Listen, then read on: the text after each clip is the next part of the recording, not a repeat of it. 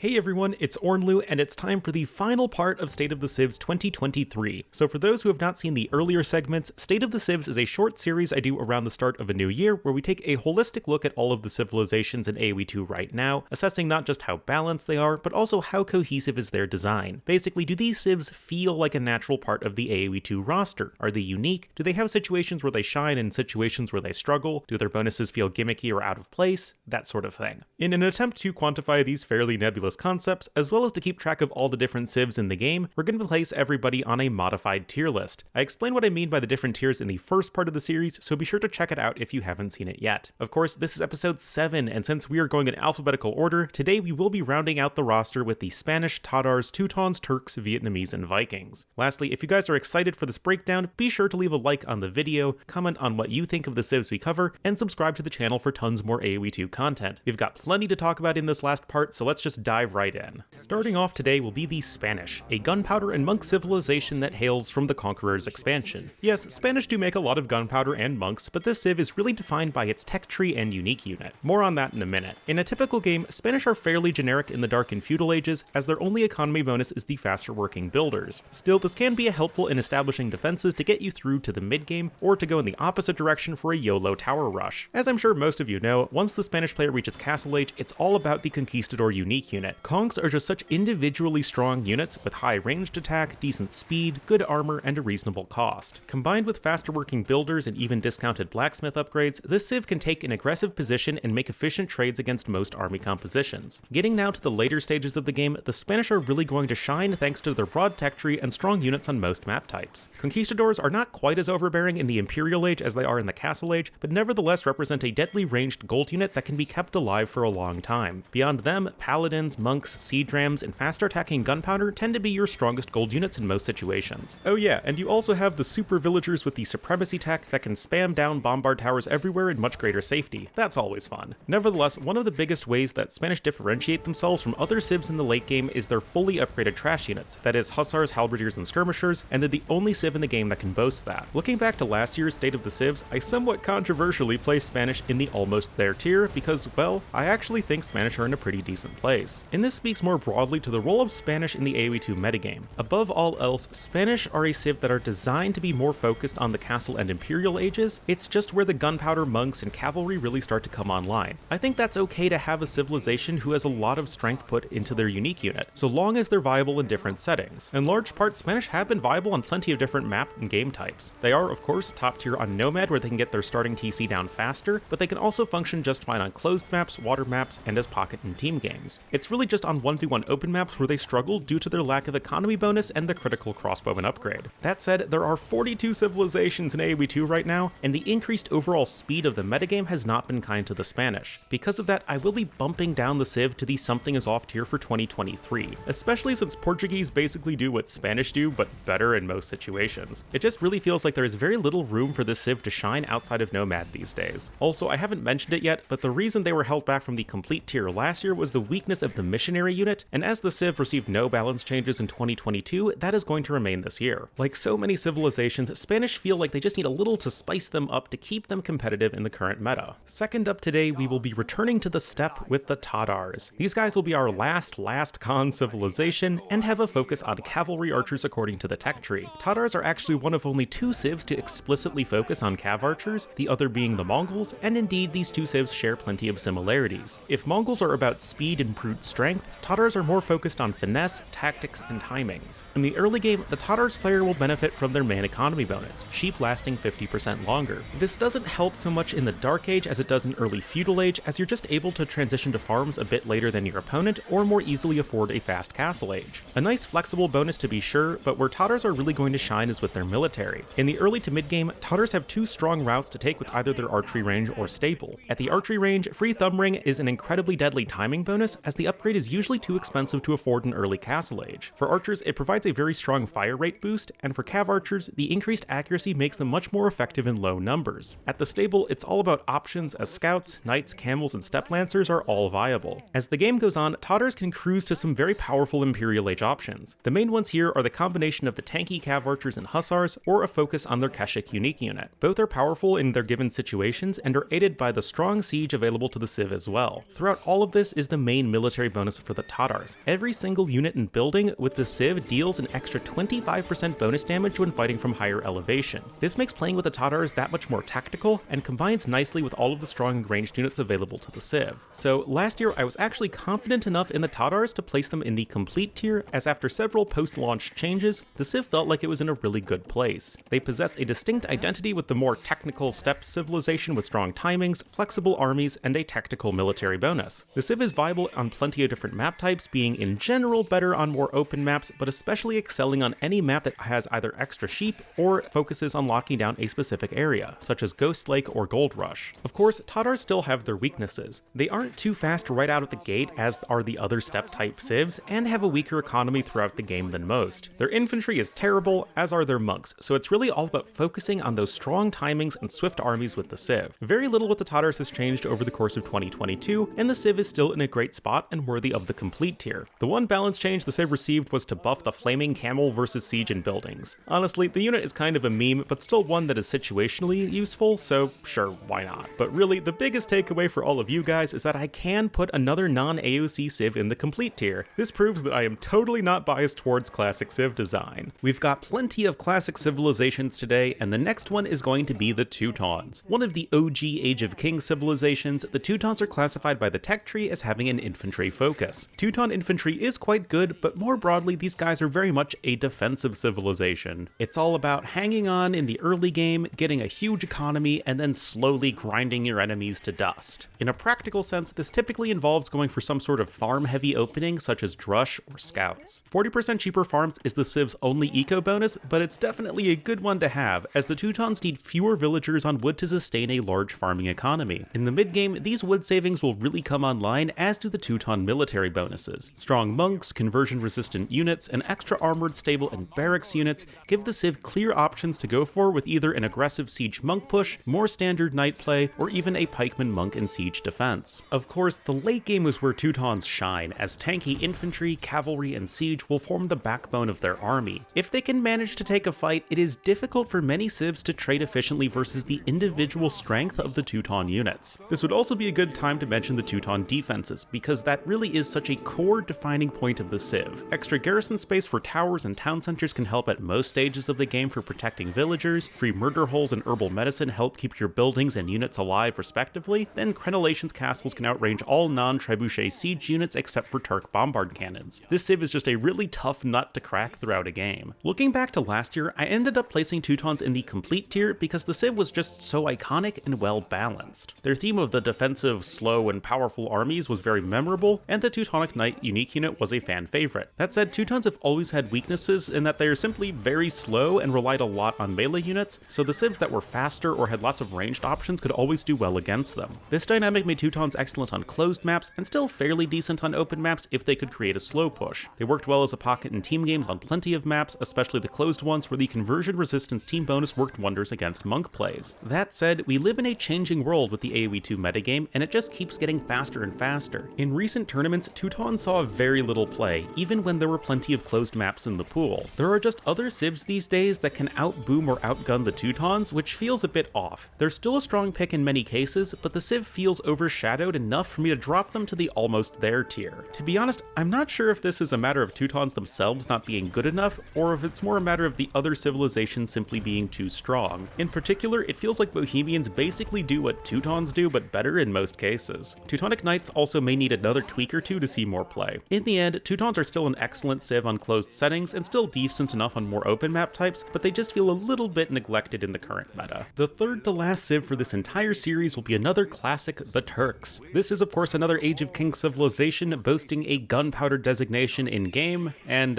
yeah, that checks out. Turks are all about strong gunpowder and powerful ranged armies, but as we'll see, there are several different ways to play them. Early on, Turks are pretty light in economy bonuses, but the 20% faster working gold miners can help quite a bit in archer play. However, you also have the extra pierce armor for your scout cavalry, making them quite deadly against archers. Having a bunch of scouts left over also works quite well in getting into the mid-game, as the free light cav upgrade can help the Turk player make that transition to knights, cav archers, or janissaries. There are quite a few strong options here, and having at least decent monks can also serve as a nice tool for mid-game pushes. Map control is absolutely critical for a civilization that is so reliant on gold and stone, but Turks have so much reward if they can get the resources they need to make it to the Imperial Age. Let's see, see, the Civ has gunpowder units with extra HP, that train faster, free chemistry, and several of those get extra range with the artillery unique tech. Oh yeah, and if mobility is necessary, Turks still have the free hussar upgrade and fully upgraded cav archers that can get to a whopping 100 HP. This Civ has just so many deadly options in the late game, and that's what makes them a top pick on closed maps of any kind. Still, having the strong mobility allows Turks to at least be serviceable on open maps, although the Civ's weaknesses are much more pronounced there. Speaking of which, it's pretty important to mention the key weaknesses of the Turks, their lack of the elite skirmisher and pikeman upgrades. Yes, Turks have lots of options with gold, but once they run out, the Civ is often left floundering. Missing 2/3 of the trash unit upgrades can really make dealing with certain army compositions tricky. And that brings us to where I put Turks last year, which was in the somewhat problematic tier. They certainly have a really strong identity with the nice semi-nomadic Seljuks transitioning to the gunpowder-centric Ottoman Empire, but in practice they just had so many polarizing matchups. I based this off of the lack of trash unit upgrades, but honestly this is another case of last year Ornlu being way too harsh on the Civ. Yes, Turks can run into issues countering strong archers and cavalry, but at least they have options. Tanky scouts can help deal with archers, and fully upgraded camels can help deal with cavalry. Again, call me inconsistent, but despite receiving no balance changes, I actually think Turks are in a really good spot right now and are worthy of the complete tier. What's really cool about the Turks is that yes, they are super gold reliant, but they also have units that can preserve their value really effectively. Janissaries, cav archers, and bombard cannons can all be kept alive due to their long range, and the strong defenses of Turks give those units a place to fall back to. The strong hussars also serve as an excellent meat shield when needed and provide a really nice distinguishing point between Turks and other gunpowder civs like Bohemians and Portuguese. Turks are definitely a bit of a different civilization that has to focus much more on cost efficiency, but that's what makes the Civ unique and fun to play. Ornlu inconsistency strikes again, and now there is nothing holding them back from that complete tier for 2023. Our penultimate Civ for this series has us once more venturing to the jungles of Southeast Asia with the Vietnamese. This Rise of the Raja Civ is going to purely have an archer focus according to the game, and that certainly makes sense. Across all of the foot archer-centric civilizations in AoE2, Vietnamese are going to be the tanky and defensive option. In a typical game, the first bonus you will encounter with the Civ is that they can see where the enemy town center is located. This can be a very useful bonus for both 1v1s and team games, and will allow the Vietnamese to better scout areas that would be good to attack, give them some more time to push deer, or even go for an early lane. Getting to the feudal age, Vietnamese are already going to feel powerful with a helpful eco and military bonus. Eco upgrades not costing wood is very nice in going for early ranges or farms, and the extra HP for archers allows those units to take 2 extra hits to be killed by enemy archers or scouts. Things will keep on cruising in the mid-game where Vietnamese still possess a solid economy and decent military options, notably having better than average cavalry, which is a welcome addition to an archer civ. Still, getting into the late game is where this civ really shines, as they are all about whittling down their enemies. Rattan archers or tanky battle elephants serve nicely as gold-intensive power units, and those can be effectively supported by Imperial skirms, halbs, bombard cannons, and bombard towers. On top of all of that, the newly revamped paper money tech gives the Vietnamese player a fair amount of extra gold with which to work from their lumberjacks. Vietnamese may not have the range of Britons, the damage of Ethiopians, or the numbers of Mayans, but they will just keep on hanging in there with their tanky units until their opponent runs out of army. With all of that said, last year I ended up placing Vietnamese in the somewhat problematic tier. The overall identity of tanky, efficient units with this civ is quite unique, and their balance is, I think, actually better than they get credit for, but they still had some clunky bonuses and techs. I was not a fan of their team bonus being the Imperial Skirmisher when they had another perfectly good one in seeing enemy TC locations, and their paper money tech only gave the Vietnamese team members 500 gold. They also had some small balance issues where the civ felt pretty good, but nevertheless overshadowed by the faster archer civs. However, a few changes that have been made over the past year help this situation. Now, allies share LOS from the start of the game, making the seeing the enemy TC bonus more practical, and paper money has been reworked to provide the aforementioned gold trickle from lumberjacks. Because of these changes, I will be bumping up Vietnamese to the almost there tier for 2023. The civ's balance and design is looking better than ever, and there are only a couple small issues left, such as the Imperial Skirmisher as a team bonus, which feels kind of unnecessary, and the small balance issue that the civ doesn't quite shine as much as they could on either open or closed maps. Nevertheless, things are looking up for the Vietnamese, and they feel like they're really getting pretty close to that complete tier. And finally, we turn to our 42nd and last civilization, the Vikings. This Age of Kings fan favorite is classified by the game as having an infantry and naval focus, and that largely checks out. Still, the civ has been historically known for two things: their economy and their water play. Starting first with the economy, Vikings possess one of the most powerful bonuses in that area with the free wheelbarrow and handcart upgrades. This not only gives the free boost to worker efficiency, particularly farmers, as well as movement speed, but it also means the Viking player gets a 2 to 3 villager advantage advantage over their opponent when they research that upgrade. On land maps, it's hard to go wrong with this bonus and is a core reason why the Civ was considered so powerful for so long. On the water, Vikings hold an interesting distinction in that their dock and warship discounts are fantastic, and their longboat unique unit is quite flexible. Still, they lack fireships of any kind, which can make early water play quite tricky on maps with a very short rush distance, or on hybrid maps where you don't want to invest into water too much. This makes Vikings more suited to water maps that have a longer rush distance like Islands or Migration, or as a pocket in team games. I would speak to the Viking land army, but that really gets into the greater discussion with this Civ's place in the game. When I did this series last year, it was just after Vikings had Thumb Ring removed and their infantry play buffed. Back then, I was cautiously optimistic that the Civ could have a bit more of an infantry focus while still maintaining their strong eco and have at least decent archers, so I put them in the almost there tier. However, since then, my optimism proved to be unfounded, as the Civ just fell off a cliff in terms of pick rate at high levels. Infantry were, and arguably are, simply not as viable as archers or cavalry, and the fact that Vikings lack strength in those areas really holds them back on open maps. On closed maps, other Civs simply do infantry better, especially since Vikings have quite poor siege and monks to accompany them. It's true that Berserks are a solid overall unit, and can easily tear apart an enemy base when coupled with some siege rams, but like with so many Civs that we've talked about, that just isn't enough in the current meta.